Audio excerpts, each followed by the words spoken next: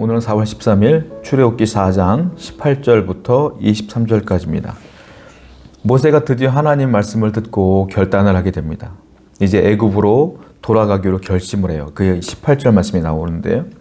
이제 장인 어른이었던 이드로에게 돌아가고 그리고 형제에게 돌아가겠습니다라고 결단의 말을 하죠. 그리고 행동으로 옮기게 되는 것입니다. 믿음의 결정을 하는 거예요. 믿음의 결정을 딱 하니까 이전의 모세의 삶과 이제 이 이후의 모세의 삶의 방향이 완전히 달라져요. 여러분, 성도의 삶이라는 것은요, 믿음의 결단을 하는 순간 달라져요. 믿음의 결정을 잘하면 그 전과 그 이후가 완전히 달라지는 것이다. 그래서 성도는 항상 믿음으로 결정을 하는 자가 되어야 돼요. 그러면 하나님께서 그 인생을 돕기 때문에 그렇습니다. 19절 말씀 봅시다. 그랬더니 어떤 일이 벌어지면 하나님께서 모세에게 이렇게 말하는 거예요. 여호와께서 미디안에서 모세에게 이르시되 애굽으로 돌아가라. 네 목숨을 노리던 자가 다 죽었느니라.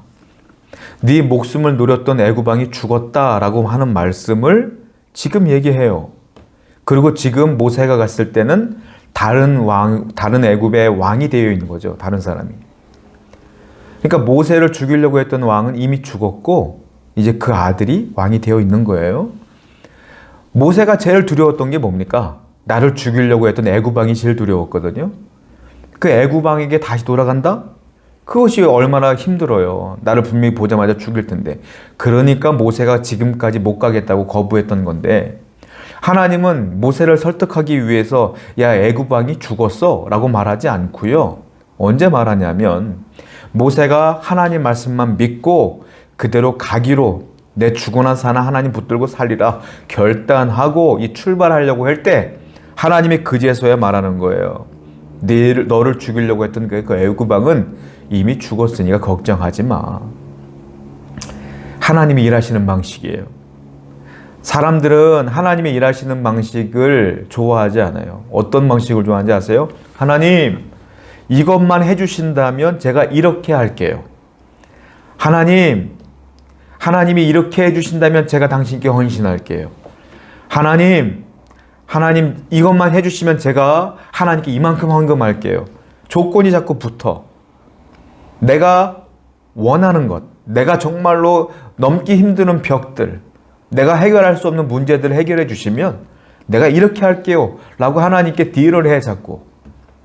근데 하나님은 그 말에 응답하지 않아요. 하나님은 어떻게 일하시냐면 절대로 거기에 응답하시지 않고요. 내가 그러거나 말거나 그 벽이 있거나 문제가 있거나 상관하지 않고 하나님 붙들고 하나님 믿고 결단하면 그제서야 하나님께서 그 장애물들을, 그 모든 것들을 없애 주시는 거죠. 그러니까 모세를 격려하시는데, 애굽 왕이 죽었어 라고 격려하시는데, 힘을 주시는데, 증거를 보여주시는데, 증표를 보여주시는데, 먼저 결단한 모세에게 보여준 거다 이거예요. 증표를 보여주고 결단을 요구하시는 게 아니라 결단한 자에게 증표를 주신다. 순서를 정확히 하셔야 돼요. 여러분, 하나님하고 딜을 하지 마시고 하나님 말씀만 붙들고 사시면 하나님께서는 여러분들의 모든 인생 가운데 있는 그 담들을 하나하나 무너뜨려 주시며 이끄신다. 이 사실을 분명히 알아야 된다는 거죠. 20절 말씀 볼까요? 이제 모세가 하나님의 지팡이를 손에 잡았더라 이렇게 써 있어요. 이 지팡이는 모세 거예요. 모세가 양칠 때 쓰는 거예요. 그런데 지금 뭐라고 표현하고 있습니까? 모세가 하나님의 지팡이를 잡았더라. 이제 이 지팡이의 이름은 하나님의 지팡이에요. 목동의 지팡이가 아니에요. 이제 주인이 바뀌었어. 옛날에는 모세가 주인이었기 때문에 모세의 지팡이였는데 이제는 주인이 바뀌었어, 하나님으로. 그래서 하나님의 지팡이라고 그러는 거예요. 자, 보세요. 주인이 바뀌었더니 그 지팡이의 본질이 바뀌어요. 무슨 말이에요? 이 지팡이가 옛날에는 양칠 때만 쓰는 거지만 주인이 하나님으로 바뀌었더니 어떤 일이 벌어져요? 기적을 행하는 지팡이로 바뀌잖아요. 자, 주인이 바뀌면 본질이 바뀌어요. 여러분들의 주인은 여러분이죠. 근데 여러분들의 주인이 예수 그리스도로 바뀌면 내 인생의 본질이 바뀐다. 죽을 수밖에 없는 죄인이었던 내가 주인이 나였을 땐 죽을 수밖에 없던 나가 예수님으로 주인이 바뀌면 구원받는 자가 된다. 예수님이 내 인생의 주인이 되시면 선한 자가 된다. 성결한 자가 된다. 거룩한 자가 된다. 기도하는 자가 된다. 예배하는 자가 된다. 할렐루야. 여러분들의 인생의 주인은 여러분들이 아니라 예수 그리스도여야만 합니다. 그래야 여러분들이 구원받고 여러분들의 본질이 바뀌는 거거든요. 자, 그리고 모세가 이 하나님의 지팡이를 잡아요. 모세가 이 하나님의 지팡이를 잡았다는 것은 나와 가장 근접했다는 거죠. 잡았다는 건. 무슨 말이에요? 하나님이 나와 함께 한다는 거예요. 모세와. 여러분, 이 모세가 10가지 재앙을, 기적을 일으키고 이스라엘을 이끌었던 이유는 뭐냐? 하나님이 그와 함께 했기 때문에 그래요. 여러분들의 인생에 가장 중요한 건 뭐겠어요? 하나님이 여러분과 함께 하는 겁니다. 반드시 하나님의 손을 붙들고 하나님 말씀을 붙들고 사시면 하나님이 여러분과 함께 하실 줄로 믿습니다. 22절 말씀 보면 너는 바로에게 이르기를 여호와의 말씀에 이스라엘은 내 아들 내 장자라 이렇게 말씀하셔요. 그리고 23절에 보면 내 장자를 죽이리라 하셨다 하라.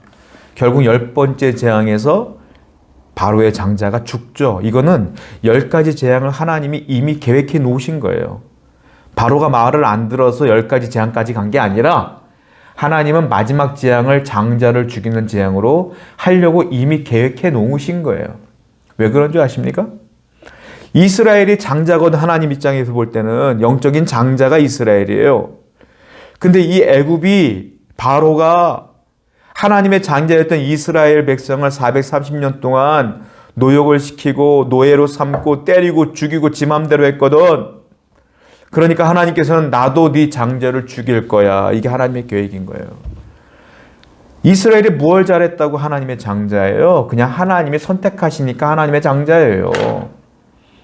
여러분, 저와 여러분들은 하나님의 장자예요. 하나님의 아들이라고요. 하나님의 딸입니다. 여러분들이 뭘 잘해서 하나님의 장자예요? 아니에요. 하나님이 그냥 선택해 주신 거예요. 저와 여러분들을. 그러니까 여러분들 해코지하고 여러분들의 인생을 막는 누군가가 있다면 하나님이 가만 놔두지 않을 거예요. 기억하시기 바랍니다.